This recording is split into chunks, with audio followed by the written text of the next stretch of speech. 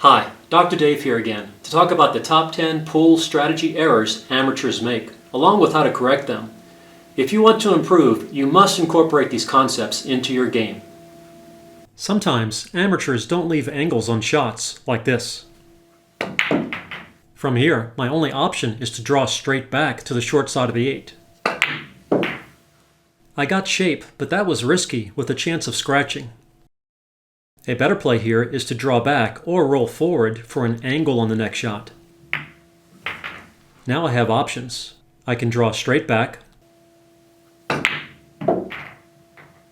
draw off the side rail,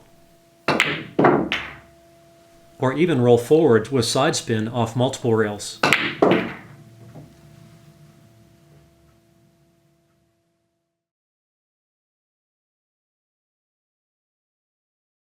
When leaving angles, you also want to make sure you end up on the correct side of the ball.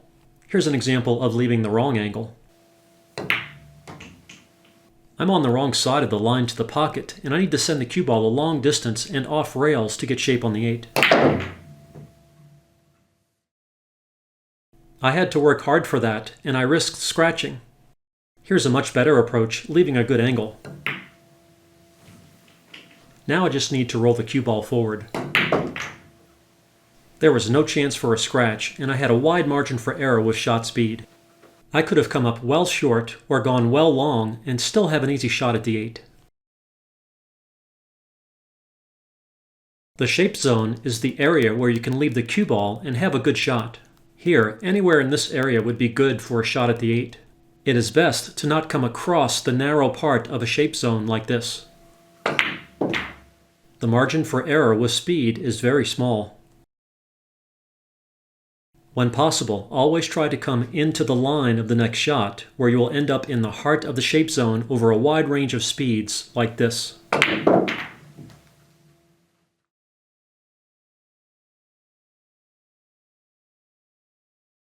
Or like this.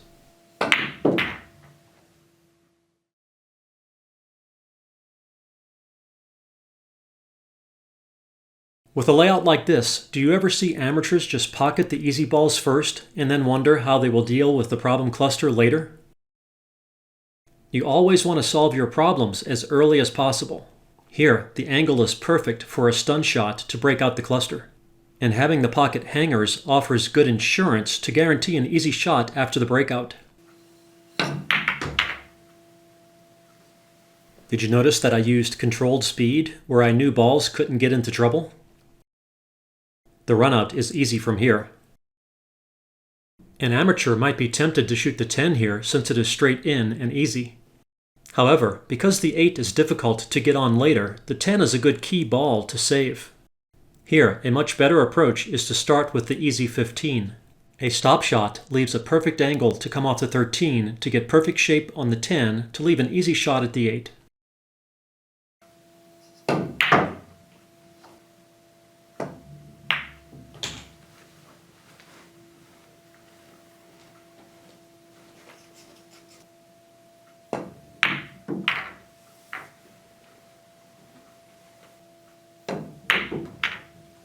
Always wisely choose the key ball to get on the 8 and the key ball to help you get to the final key ball.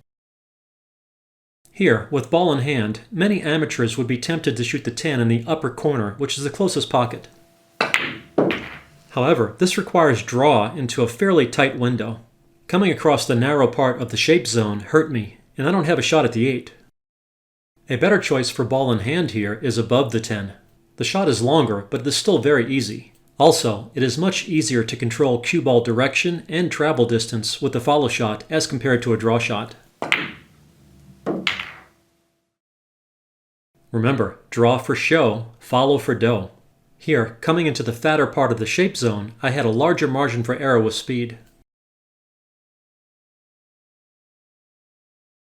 Ever see amateurs shoot at the easiest ball on the table when they have ball in hand and don't plan or play for shape, like this? Then they wonder what to do next. What am I going to do now? Ball in hand is an ideal opportunity to solve any problems like this cluster. Here, I'm using the 30-degree rule peace sign to figure out exactly where to place the cue ball to get a good hit on the 14. The run out is easy from here.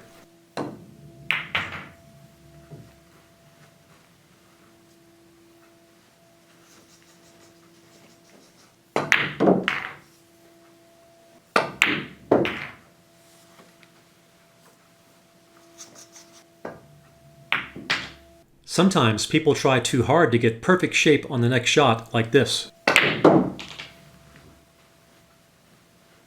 It would have been awesome if I had landed in my target area, but I didn't, and I just hooked myself. Here, a much safer play is just to hold the cue ball with a much easier shot and leave tougher position on the next shot. This shot is tougher than I would have had succeeding with the other approach, but I won't ever miss this position, and if I'm careful, I won't miss the shot. Sometimes it is best just to take what is offered, minimize cue ball motion, and not try to get too fancy. Ever see an amateur do this? Did you notice that I bumped the 12 to where the 7 blocks the corner? In general, it is best to not bump any balls if there is no reason to do so. This will prevent unforeseen problems and make things much more predictable. Here's a much better way to play this layout. Notice how I minimize cue ball motion with each of these shots. That also helps make runouts more reliable. Sometimes when amateurs have a hanger for their next shot, they don't think they need to play good position. They might just do a simple stop shot like this. From here, an amateur might think a draw shot is a good play, but at distance and with the cue elevated, it can be very difficult to control draw direction and draw amount.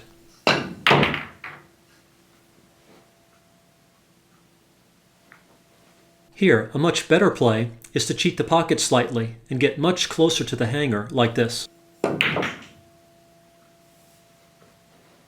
From here, I can just slow roll the cue ball for easy shape on the 8.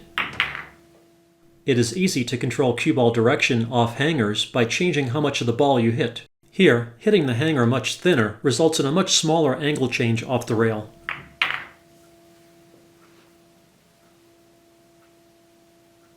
And since I am closer to the hanger, draw is also easier to control. Notice how I use the rail as a brake to help increase my margin for error with speed. Again, when you have a hanger, try to get close so you have more cue ball control options, especially if there are other balls on the table that might block certain paths. Ever see an amateur go for a tough shot and sell out the game like this? Even if I had pocketed the 11, the shot at the 8 would not have been a picnic, especially on a table with tight side pockets.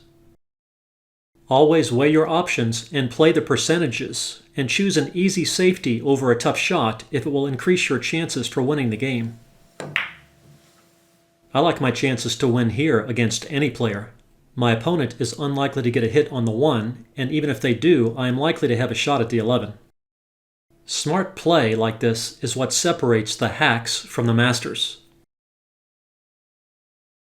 I hope you enjoyed this video and all of the others in my recent Top 10 series. If you want to watch the other videos, they are linked in the video description. They include the top 10 pool shots every player must know, the top 10 things pool players do wrong, and the top 10 pool shots amateurs play wrong.